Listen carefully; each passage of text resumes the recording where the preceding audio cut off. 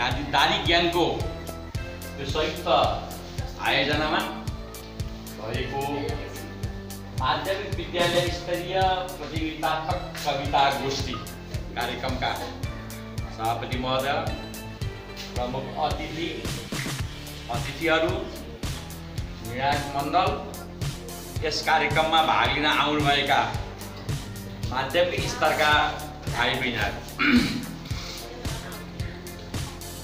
खुसी लागेको छ, गर्व लागेको छ। सिन्धुलीमा एउटा नयाँ समूह, नयाँ जमात, झट्ट हेर्दाखेरि क्या हो बाटामा गएको थिएँ क्यापे मुन्जेको ग्याङ रहेछ भन्छन् कसैले। त्यस्तो पो हो कि झैँ पनि लाग्यो। ग्याङ भन्ने बित्तिकै कता झसक्क पनि लाग्ने। मैले अलि वर्ष अगाडि, निकै अगाडि चीनमा ग्याङ अफ फो भन्ने, ग्याङ अफ फो, त्यो ग्याङ अफ फोरको नेतृत्व चाहिँ कसले गर्थिन् त भन्दाखेरि माओ सेतुङ, पार्टी अध्यक्ष माओ सेतुङको श्रीमती च्याङ चिङले गर्थिन्। त्यो ग्याङ अफ फोर यति गाढो भएर गयो पछाडि त्यो मुटुको लागि, अन्यथा नसोच्नु। उनी यसरी गइन् कि माओ सेतुङको विचारधारा विरुद्ध गइरहेको त्यस बेलाको त्यो देशको राजनीतिक पार्टी कम्युनिस्ट पार्टीलाई माओ सेतुङको धारमा ल्याउनु पर्छ भनेर च्याङ चिङ अगाडि बढिन्। चीन अलिकता उदारीकरण गइरहेको थियो, अलि विश्वव्यापीकरण गइरहेको थियो, अलिकता मित्र राष्ट्रहरूसँग मैत्रीपूर्ण सम्बन्धहरू र व्यापारीकरण सुधार्न गइरहेको थियो। त्यो बेलामा ग्याङ अफ फो च्याङचीको नेतृत्वमा अगाडि बढिरहेको ग्याङले यस्तो आघात बनायो कि उनलाई अन्त्यमा जेलमा राख्नु पर्यो। जेलमा राखेर पनि सुख दिएनन् उनले। लास्टमा षड्यन्त्रपूर्ण ढङ्गले उनको जेलैभित्र हत्या गरियो भन्ने कुरा छ। फेरि मैले भाइहरूलाई, आयोजकहरूलाई त्यो ग्याङ अफ फो चीनको झैँ गरेर अन्त्य गर्छन् नि भन्न खोजेर त्रास भयमा पार्न खोजेको होइन। मैले ग्याङ भनिसकेपछि अलिक फरक। दारी पनि बहुत महत्त्वपूर्ण। दारीको बारेमा वास्तवमा दारीकै कुरा गर्ने भने मलाई दारी काटेको याद छ।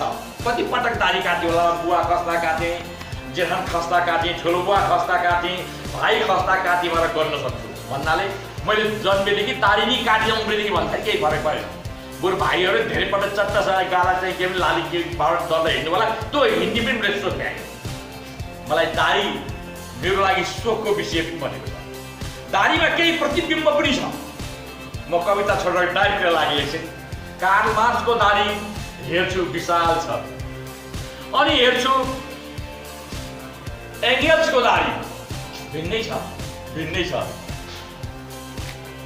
लेनिनको दारी आफै छ। लेनिनले काटेर सानो घरमा लेनिन कट दारी काटे होइन। लेनिन त काटेकै होइन, उम्रेकै दारी चुस्छ, बोके दारी हो तिनका। मलाई सबभन्दा मिठो दारी त होचिमिनको लाग्छ। वास्तवमा होचिमिनको जीवनी यति चाहिँ के भने करुणादायक छ। उनी वास्तवमा एउटा कुल्ली, त्यो जहाजको सामान अप डाउन अनलोड गर्ने कुल्ली हुन्। उनी कुल्लीकै नेता हुन्। पछाडि उनी भियतनामको राष्ट्रपिता भए।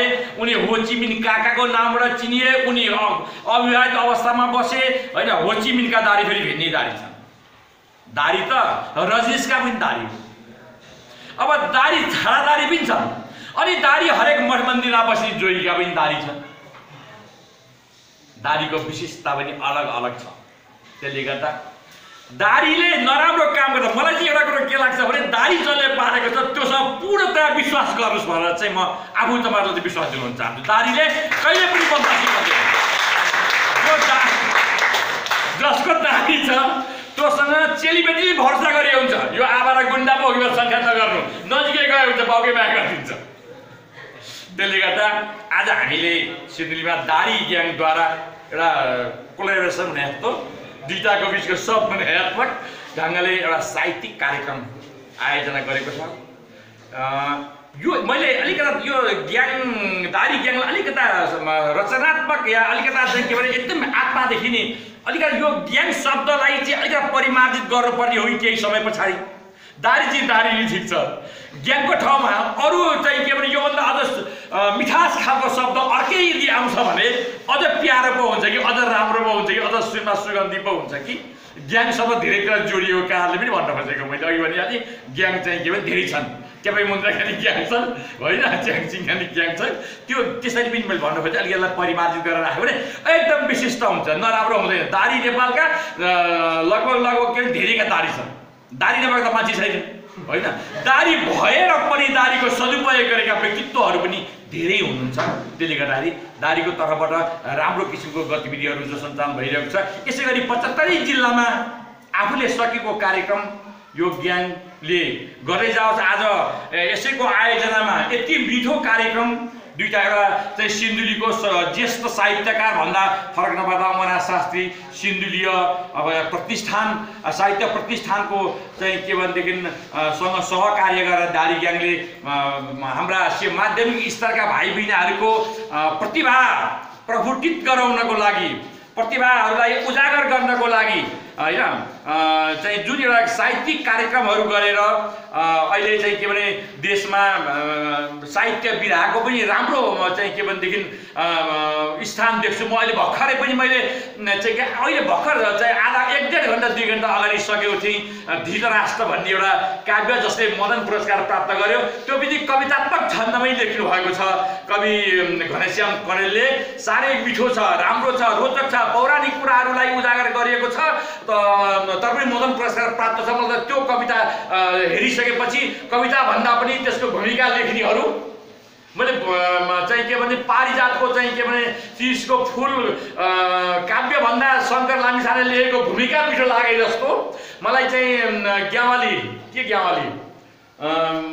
माधव ग्यावाली साथ अर्को के ग्या दुईजनाले भूमिका दुई डाक्टर साहेबहरूले भूमिका लिन्छ तर भूमिकामा त्यो कृति भन्दा नि भूमिका चाहिँ धेरै लामो छ। तर धेरै मिठास छ, समीक्षात्मक दृष्टिकोण लेख्यो त मैले भन्नु खोजेँ त्यो पनि एउटा विधा हो भन्नु खोजेँ। भाइ बहिनीहरू अहिलेदेखि तिमीहरूले कवितात्मक रूपमा निबन्धात्मक रूपमा यदि अघि बढ्दै गयो भनेदेखि भोलि खण्डकाव्य, भोलि महाकाव्य, भोलि चाहिँ तिमीहरूले गजल आदि इत्यादिहरू लेख्न सफल हुन्छौ र देशका तिमीहरू विशिष्ट खालका गहना बन्न सक्छौ, राष्ट्रको एउटा चाहिँ विभूति बन्न सक्छौ, एउटा प्रतिभा बन्न सक्छौ भन्ने मलाई लागेको छ। र त्यसैको चाहिँ के भने तिनी प्रतिभाहरू उदाउन, तिनी प्रतिभाहरू फुलुन् फलुन् भन्नको लागि आज यसरी यो कार्यक्रम राखेको छ।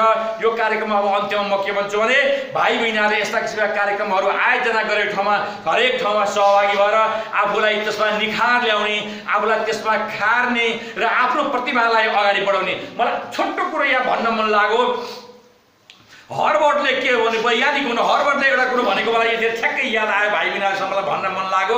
हर्बर्ट चाहिँ एउटा वैज्ञानिक पनि हुनु, हर्बर्ट विश्वविद्यालय छ, हर्बर्ट धेरै विद्वान व्यक्तित्व हुन्। उनले मानव जातिको बारेमा अध्ययन गरेर एउटा के कुरो पत्ता लगाएको छ भनेदेखि हरेक व्यक्तिमा जन्मदैखेरि 25 किसिमका प्रतिभा हुन्छ। हरेक व्यक्ति जन्मदैखेरि 25 प्रकारको प्रतिभा लिएर जन्मिएको हुन्छ।